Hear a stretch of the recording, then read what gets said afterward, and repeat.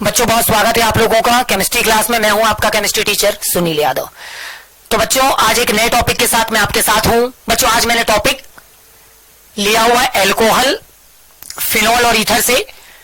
बच्चों मैंने जो सबसे पहला प्रश्न आपके सामने लिया हुआ है वो मैंने फिनॉल और एल्कोहल में अंतर के रूप में आपके सामने लिया हुआ है। आज मैं आपको फिनॉल और एल्कोहल में अंतर से रूबरू करूंगा। बच्चों ये एक महत्वपूर्ण प्रश्न है जो कि 2017-18 और मे बी 20 में एग्जाम में पूछा गया है और बहुत प्राथमिकता से एग्जाम में आता है। तो चलिए बच्चों एक बार देख लेते हैं हमारा प्रश्न। फिनॉल, बच्चों जो फिनॉल है ये क्रिस्टली ठोस पदार्थ होते हैं, जबकि बच्चों जो एल्कोहल है ये पतले द्रव होते हैं। यानी सबसे पहला जो अंतर मिला वो ये मिला कि जो फिनॉल है वो क्रिस्टली ठोस पदार्थ होते हैं, जबकि एल्कोहल पतले द्रव होते हैं, मतलब ये तनु द्रव होते हैं, है ना। उनमें बहुत ज्यादा विस्कोसिटी नहीं होती, बहुत ज्यादा गाढ़े नहीं होते वो, ठीक है। ये महत्वपूर्ण बात है। बच्चों दूसरा बिंदु है कि जो फिनॉल है बच्चों इनमें विशिष्ट प्रकार की फिनोलिक गंध पाई जाती है, विशिष्ट प्रकार की फिनोलिक गंध। जबकि जो एल्कोहल है इनमें एल्कोहली गंध होती है ना, जैसे मंदिरा, आप लोगों ने दारू का नाम सुना होगा, शराब का, वो जो गंध है वो एल्कोहल है एक्चुअली में, ठीक है बच्चों। तीसरा महत्वपूर्ण बिंदु मैंने लिया हुआ है कि जो फिनॉल है ये नीले लिटमस पेपर को कैसा कर देते हैं बच्चों, लाल कर देते हैं। मतलब ये एक तरह का टेस्ट परफॉर्म हो गया यहाँ पे बच्चों। जबकि एल्कोहल के बारे में जानिए कि जो एल्कोहल है वो लिटमस टेस्ट के प्रति उदासीन है। मतलब आप किसी भी प्रकार का लिटमस पेपर ले लो, आप नीला ले लो उसमें कोई परिवर्तन नहीं होगा, आप लाल ले लो उसमें कोई परिवर्तन नहीं होगा, क्योंकि ये लिटमस पेपर के प्रति उदासीन होते, मतलब ये लिटमस टेस्ट परफॉर्म नहीं करते, फिनॉल करते हैं। फिनॉल जो है ये नीले लिटमस पेपर को लाल करते हैं, ठीक है। नेक्स्ट जो अंतर बच्चों मैंने लिया हुआ वो है कि जो फिनॉल है वो सोडियम हाइड्रोक्साइड से क्रिया करके सोडियम फिनोट नाम का एक यौगिक बनाते हैं बच्चों, जबकि जो एल्कोहल है वो सोडियम हाइड्रोक्साइड के साथ किसी भी प्रकार की प्रतिक्रिया नहीं करते, मतलब ये सोडियम हाइड्रोक्साइड के साथ क्रिया नहीं करते हैं। ये एक महत्वपूर्ण बात 4 बिंदुओं में मैंने आपके सामने रखी, ठीक है। मैंने क्या बोला बच्चों कि जो फिनॉल है ये क्रिस्टली ठोस होते हैं, जबकि एल्कोहल पतले द्रव होते हैं। फिनॉल में विशिष्ट फिनोलिक गंध होती है बच्चों, जबकि एल्कोहल में एल्कोहलिक गंध होती है, शराब के जैसी गंध होती है। शराब सेहत के लिए बहुत हानिकारक है और इसको मनुष्यों को इस्तेमाल नहीं करना चाहिए, ठीक है बच्चों, ठीक है। बच्चों जो एल्कोहल है ये नीले लिटमस को लाल करता है, जबकि एल्कोहल जो है वो लिटमस परीक्षण नहीं देता, वो लिटमस पेपर के प्रति उदासीन होता है।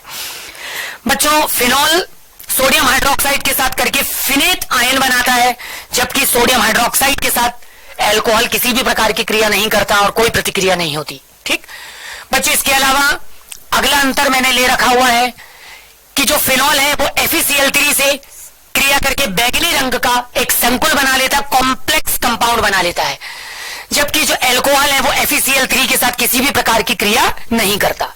बच्चों अगला बिंदु मैंने लिया हुआ कि क्लोरीन के प्रति ये स्थायी यौगिक बनाता है। जो फिनॉल है बच्चों ये क्लोरीन से क्रिया करके स्थायी यौगिक बनाता है, ठीक है। और ये क्लोरीन की अधिकता में क्रिया करके BHC, ठीक है, लिंडेन बेंजीन हेक्साक्लोराइड भी बनाता है। फिनॉल से नहीं, बेंजीन से क्रिया करके बेंजीन हेक्साक्लोराइड बनाता है। फिनॉल के साथ ये स्थायी यौगिक बनाता है, बहुत अच्छी तरह से याद रखिएगा बच्चों। जबकि जो एल्कोहल है ये एक तरह का ऑक्सीकरण उत्पाद बनाएगा, है ना, ऑक्सीकरण उत्पाद बनाएगा, ये महत्वपूर्ण चीज है बच्चों। अगला प्रश्न मैंने आपके सामने ले रखा हुआ कुछ प्रमुख अभिक्रियाओं के रूप में, जिनमें सबसे पहली अभिक्रिया मैंने आपके सामने रखी है विलियमसन संश्लेषण। तो बच्चों विलियमसन संश्लेषण में एल्किल हैलाइड RX की क्रिया सोडियम एलॉक्साइड के साथ होगी। तो एल्किल हैलाइड का जो हैलोजन परमाणु है बच्चों वो सोडियम वाले भाग से रिएक्ट करके सबसे पहले अपने आप को NaX में बदल देगा बच्चों, जबकि ROR के साथ रिएक्ट करके ये ईथर में बदल जाएगा। बच्चों मैं आपको महत्वपूर्ण चीज बता दूं कि जो विलियमसन संश्लेषण की विधि है ये दोनों ही प्रकार के ईथर का निर्माण करने में सक्षम है। विलियमसन संश्लेषण की जो विधि है ये ईथर बना रही है, और ईथर 2 प्रकार के होते हैं, सम्मित और असम्मित ईथर। सम्मित ईथर में बच्चों एक ऑक्सीजन परमाणु के साथ जो 2 पक्ष जुड़ते हैं ना R के रूप में, ये दोनों एक जैसे होते हैं, जबकि असम्मित ईथर में एक ऑक्सीजन परमाणु के साथ जुड़ने वाले जो 2 एल्किल मूलक हैं बच्चों इनमें पर्याप्त भिन्नता होती है। तो ये कहलाते हैं सम्मित ईथर, जबकि ये कहलाते हैं असम्मित ईथर। तो आपको याद रखना बच्चों की विलियमसन संश्लेषण विधि के द्वारा हम सम्मित और असम्मित दोनों ही प्रकार के ईथर का निर्माण कर सकते हैं। आप चाहें तो सोडियम एलॉक्साइड के साथ वाला आर बदल दें या हेलोजन के साथ वाला आर बदल दें या दोनों एक से ले लें। आपको आपके ऊपर डिपेंड करेगा कि आप किस तरह का ईथर बनाना चाहते हैं। बच्चों इसके अलावा मैंने अगली अभिक्रिया ली हुई है कोल्बे स्मिथ अभिक्रिया। बच्चों कोल्बे स्मिथ अभिक्रिया को समझाने के लिए मैंने यहां पर उसके 2 स्टेप में इसको समझाया है। सबसे पहले मैंने यहां पर फिनॉल लिया है बच्चों। फिनॉल को सोडियम हाइड्रोक्साइड और कार्बन डाइऑक्साइड के मिश्रण के साथ 400 डिग्री सेल्सियस और उच्च दाब पर मैंने इनको अभिकृत किया। बच्चों इनकी अभिक्रिया के फलस्वरूप सबसे पहले सोडियम फिनॉक्साइड एक आयन बना जो बच्चों हाइड्रोक्लोरिक अम्ल से क्रिया करके सोडियम हाइड्रोक्साइड में बदल जाता है और ये सोडियम सैलिसिलेट नाम का एक उत्पादक बना लेता है।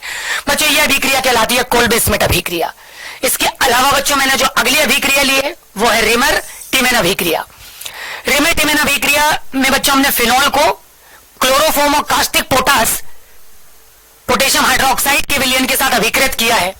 बच्चों इनके मिश्रण से क्रिया होकर सबसे पहले एक माध्यमिक उत्पादक यौगिक बनेगा जो बाद में विघटित होकर KCl और जल को अपने में से क्या कर देगा, मुक्त कर देगा, जबकि जो शेष पदार्थ है वो इस तरह से बदल जाएगा और यह अभिक्रिया बच्चों आपकी रिमर टिमेन अभिक्रिया के नाम से जानी जाएगी। बच्चों इसके अलावा मैंने तीसरा प्रश्न भी आपके सामने ले रखा हुआ है। सीरे से एथिल अल्कोहल बनाने की किण्वन विधि को निम्न बिंदुओं के आधार पर समझाना है। बच्चों सीरे से एथिल अल्कोहल बनाना है किण्वन विधि के द्वारा, जिसमें जो पद अपनाने हैं, सबसे पहला पद अपनाना है तनुकरण, दूसरा पद आपको अपनाना है किण्वन और तीसरा पद आपको अपनाना है आश्वन। तो बच्चों मैंने सबसे पहले यहां पर आपको सीरे के बारे में जानकारी दी है कि सीरा होता क्या है। तो बच्चों गन्ने के रस से शक्कर का क्रिस्टलीकरण करने के बाद जो मृत द्रव या जो शेष बच जाता है ना मृत, उस शेष द्रव को जिसमें बच्चों 25 से 35% तक शर्करा होती है अभी भी, उसको हम क्या कहते हैं बच्चों, सीरा कहते हैं। उसको हम सीरा के नाम से जानते हैं। तो बच्चों बहुत अच्छी तरह से समझ लीजिए कि जब हमने गन्ने को पेर कर उससे जो रस निकाला, उस तरल में से जब हम शक्कर को क्या कर ले रहे हैं बच्चों, क्रिस्टलीकृत कर ले रहे हैं, शक्कर प्राप्त कर ले रहे हैं, तो अब उससे जो शेष मृत द्रव बच रहा है, जो अभी भी जो द्रव बच रहा, उसमें अभी भी 25 से 35% तक शर्करा यानी शक्कर अभी भी विद्यमान होती है उसमें। उस शेष बचे हुए मृत द्रव को हम सीरे के नाम से जानते हैं, वो सीरा कहलाता है। बच्चों सबसे पहला पद मैं यहां पर अपनाने जा रहा हूं तनुकरण, तो मैं आपको तनुकरण के बारे में जानकारी दूंगा। बच्चों समझिए, जो हमने सीरा प्राप्त किया तो सीरे को टैंक में लेकर इतना द्रव मिलाएंगे, यानी उसका तनुकरण करेंगे, उसमें द्रव मिलाएंगे ना, तो द्रव मिलाने की प्रक्रिया तनुकरण कहलाएगी। तो सीरे को हम सबसे पहले टैंक में ले लेंगे और उसमें जल मिलाते जाएंगे और उसका तनुकरण करेंगे कि जो शर्करा है उसमें जो शक्कर है विलयन की सांद्रता 8 से 10% तक हो जाए। यानी हमको मालूम था उसमें शर्करा कितनी थी, 25 से 35% थी। हमने उसमें जल मिलाकर उसका तनुकरण किया और हमने उसकी सांद्रता को क्या किया बच्चों, कम किया। हमने जल की मात्रा बढ़ा दी ना, तो शर्करा की मात्रा अपने आप कम होती जाएगी क्योंकि विलायक बढ़ रहा है। तो जब वो प्रतिशत मात्रा 25 से 35 से घटकर कितनी हो जाए बच्चों, 8 से 10% हो जाए, तो आप समझ लो कि आपने उसका क्या कर दिया, आपने उसका तनुकरण कर दिया। फिर क्या करना है बच्चों, दूसरे पद में आपको उसका किण्वन करना है। तो लगभग 2 घंटे बाद आप उस तनु विलयन को छोड़ देंगे, तो लगभग 2 घंटे के बाद उसमें किण्वन की जो क्रिया वो अपने आप प्रारंभ हो जाएगी। ठीक है बच्चों, उसमें जो शर्करा मौजूद थी वो मिलाए गए जल से सूक्ष्म खमीर इन्वर्टेज ईस्ट है ना, जो भी होंगे डर्मी, इनके साथ क्रिया करके वो फ्रुक्टोज और सुक्रोज में क्या हो जाएंगे, विखंडित हो जाएंगे।